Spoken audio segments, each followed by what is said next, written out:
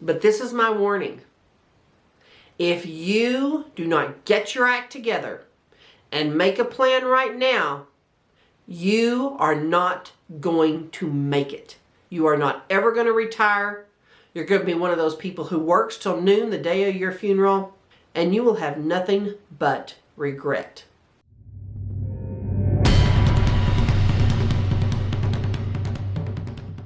Hi everybody, this is Dee Burks, and my channel is Retirement Rescue. I started this channel because I wanted to rescue my own retirement. Well, things are different now. A lot of people that felt secure coming up to retirement, maybe they've got a few more years. A lot of people who are saving for retirement, they're currently in their 40s. They were feeling really secure. All of a sudden, the last couple of years, retirement feels way off now. It's a long way in the future, but let me tell you what, it's not a long way off. You are going to have to deal with the results and with the effects of the current financial crisis on your retirement. And those of you who are already either semi-retired or fully retired, y'all, it's critical. You better have a plan. Now, a lot of us have seen a lot of the, talking heads on TV, and unfortunately, they do a lot of disservice when it comes to the economy. They throw out all kinds of numbers and statistics and, oh, inflation's 8%. Y'all, have you been to the grocery store lately? Is inflation 8%? Now, it's not that they're lying to you, but they're using only certain numbers, weighting them only a certain amount, and throwing those numbers out there like they're the end-all be-all. And they're not. You have to be a discerning person. And most of you are, thank God. We have been down this road before. We know what recessions are, and it doesn't matter what anyone tells you that we are or are not in a recession. You know what happens with your bank account. And we're in a recession, y'all. And one of the things about all these charts and graphs and all the cute things they show on the news that they really don't talk about much is inflation is cumulative. When you sit down with any financial advisor, and they'll go over, the biggest threats to your retirement, blah, blah, blah, and they kind of gloss over inflation. One of the reasons that's the case is they can't do anything about inflation. Neither can you. It's just a fact. And depending on when you retire and when those recessions come, because they're cyclical, you always have a recession every 10 to 15 years or so. It is a cyclical economic event. But it's really hard to project a retirement or what you're going to need or what you won't need based on those cyclical events. So they don't. What do? They use these statistical numbers. They average them. Actually, one I saw this morning was averaged that in the last 20 years or so, since about 1997, that inflation is averaged just a little over 2%, less than 3%. Do you believe that? Less than 3%. And that the value of $100 from 1997 is now worth $179. Do you believe that either? I mean, are you kidding me? No, it's not reality. Those are just numbers they play with, numbers the government puts out only on certain things at certain times. Averaging them does nothing because inflation is cumulative. That's one of the things people don't understand about inflation. Because all they'll hear is people talking about, well, it'll go back down. Don't worry, it'll go back down. Yeah, the rate at which it increases goes back down, but it piles on to last year's increase. It doesn't go back down to zero. It never does. It increases at an increasing rate. So while this year, yeah, we may have 8%, and they're like, oh, next year it'll be maybe 3 or 4. Well, that's great. Add those two together. What do you get? More than 10%. It increases all the time. And again, inflation is not something you can do a great deal about. But what you can do is make a plan. But one of the first things you see people do when there is inflation like we have seen the past 2 years is they change their buying habits. And we have already seen this. As you're going to the grocery store, aren't you picking and choosing more? Are you eating less red meat maybe, less protein?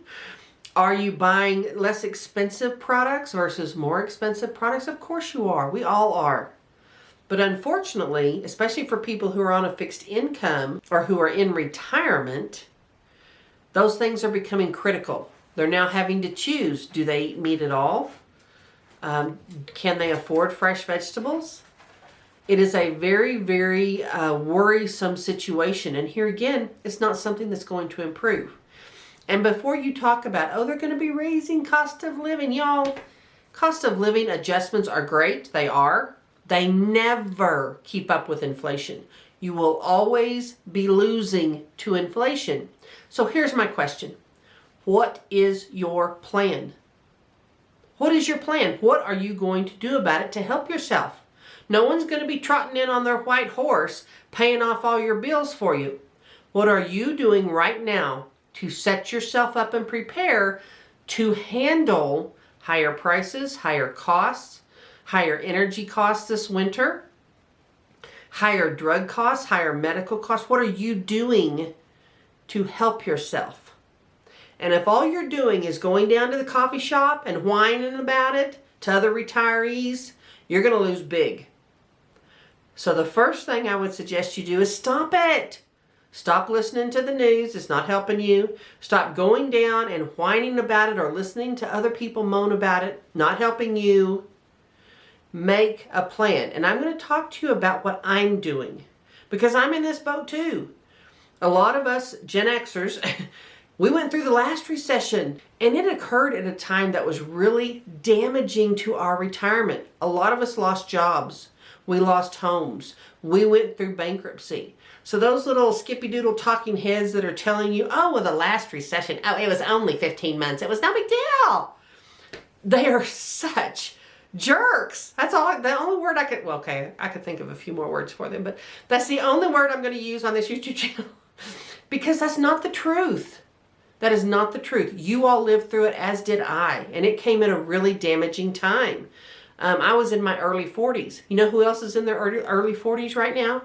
Millennials. They're in their, I know, but I can't hardly believe it myself. They're in their early 40s. They are going to be incredibly damaged from a retirement standpoint by this recession. So if you are a millennial and you're listening to this channel right now, man, you got to listen up. We lived this. We know exactly what it does. Those of us who went through that experience, we drained our retirement accounts trying to keep everything afloat. Credit card companies started pulling back credit, so you didn't have that kind of credit you were used to. They're going to do that again, by the way, so don't think you're going to live on credit. Nope, not going to happen. A lot of people lost their homes. They had to pay exorbitant rents because people couldn't afford homes. Guess what? Happening again. We have seen this. And so when I think about what to do differently, thankfully, I already did a few things. And they're things you can still do. I lowered my cost of living, y'all. 4 years ago, 2018, I bought a 3-bedroom, 2-bathroom, single-wide trailer home. I bought it paid cash. I cannot tell you how grateful I am that I did that. I am so grateful that my cost of living isn't sky high. But you have to look at yours. That is a huge expense for people. What can you do differently? Start asking those questions if you're not already. I also worked really hard and paid down a lot of debt. Those of you that have debt, especially those of you who are in retirement, it is so dangerous to have debt in retirement because your ability to pay that off is much more limited in retirement. So that is the second thing. Get rid of that debt and do not live on debt. Now let's talk about what I'm doing right here today. One of the things that I am doing, and this is something you can consider if you're semi-retired or you have been in retirement for a little while. Can you work? I know there are retirees that think, well, I shouldn't have to work. Okay, you can starve. That's an option. Totes an option. Your choice. Or you can get off your couch and go do something. If you have the ability, and some people don't, and that's the danger. We're all going to get to a point where we can't. But if you still can you go work seasonally? Maybe you want to work just enough to pay off a credit card. That's great. Maybe you want to work just enough to have a little more cushion in that, in your emergency fund, if you even have one, and a lot of people don't. But maybe you want one, you want to work through Christmas too. That's great. That is a great short-term solution. Start thinking about your options. And I'm not saying go back to work at whatever your profession was. If you were a nurse or an accountant that could take certification and ongoing continuing education to do those jobs, you don't have to go back to them.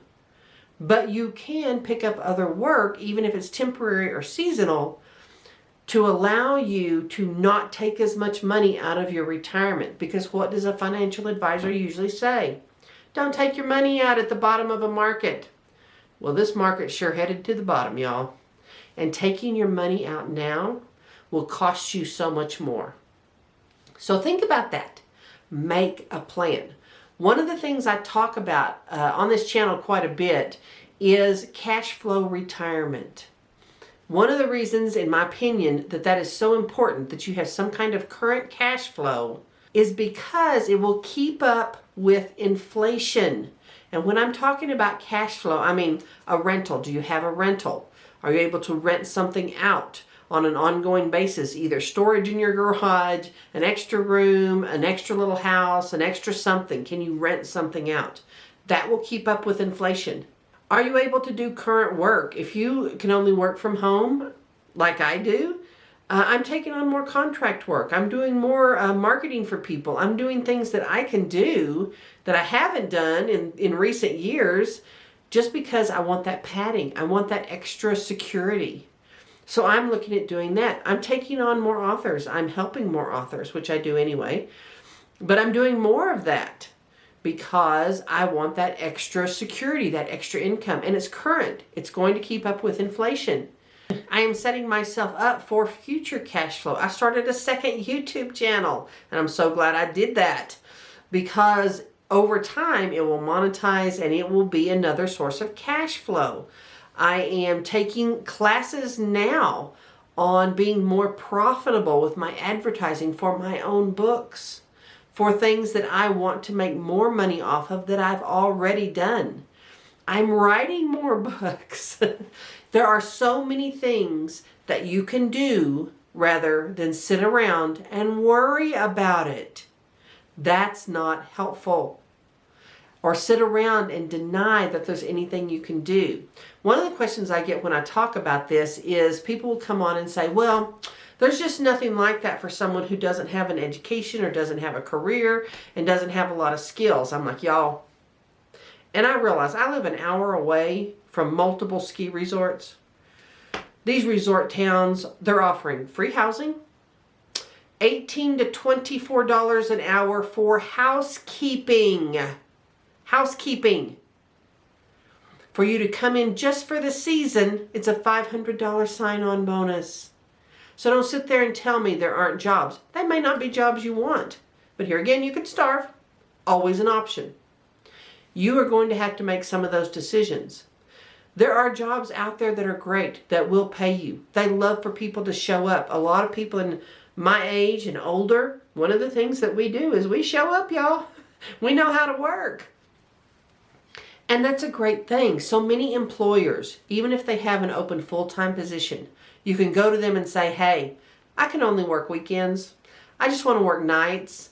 I want to work holidays or just fill in for people. Guess what? They will love you. Don't think there is not a part-time opportunity at a lot of these businesses, especially businesses that are hospitality, that are food, that are any kind of service business. They need the help. So go in and tell them what you're willing to do. And tell them how you're willing to do it and see if they'll go for it. A lot of them will. Even if you do it temporarily, it gives them a little time, a little more time to find full-time people. So don't think there aren't a lot of opportunities. And again, don't forget about those things you can do online. There are people I know in their 70s that are being social media managers. They've done social media forever. Hey, y'all remember MySpace? We started with social media. We know social media. And I always think it's kind of funny when someone will kind of poo-poo the idea that someone over 50 might know anything about social media. I'm like, okay, the guys that invented social media, how long do you How old do you think they are? What generation is Bill Gates in? How about Mark Zuckerberg? He's not 19. Don't think someone will not allow you to show them your skills just because of your age. That's not true anymore, especially in the online world. No one knows how old you are. They really don't. They don't care. If you can do the job and you can fulfill those expectations, they're all about it. And I love that. There are so many opportunities. But this is my warning. If you do not get your act together and make a plan right now, you are not going to make it. You are not ever going to retire. You're going to be one of those people who works till noon the day of your funeral, and you will have nothing but regret.